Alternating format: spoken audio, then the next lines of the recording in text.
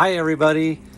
If it's going to be more than a few days between your RV trips, I recommend draining the water out of your tanks and out of your lines. And if you have any filters, you want to make sure you do that as well.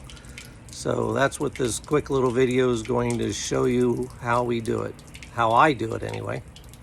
I have already opened a couple of lines inside, both the hot and the cold line inside, so that the lines will vent.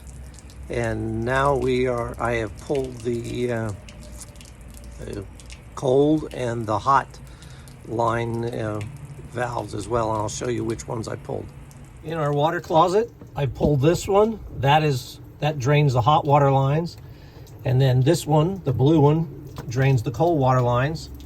Then I went ahead and opened the vent on the water heater, and I am going to remove the anode rod as well. The right size wrench to fit that anode rod is a 1 1/16. So it's been draining a little bit. We'll see how much of a deluge we get here. So you can see I'm getting water out of there as well, and I'll pull it out, and there you can see that's the fastest way to drain your water heater. So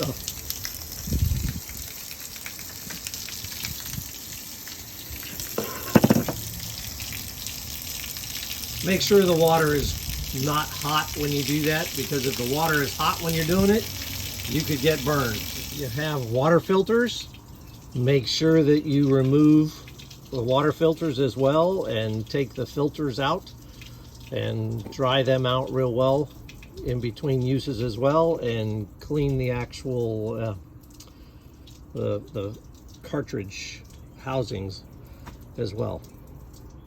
Once all the water is drained out, I take a towel and I dry the surface through here, kind of dry it up as well as I can, and then I will wait to put that anode rod back in until such time as we're getting ready to go camping, or I am confident that everything is dry, that water heater has totally dried up inside. So because I don't want any water left in it, so we'll let it go. But you always have to make sure that you come back in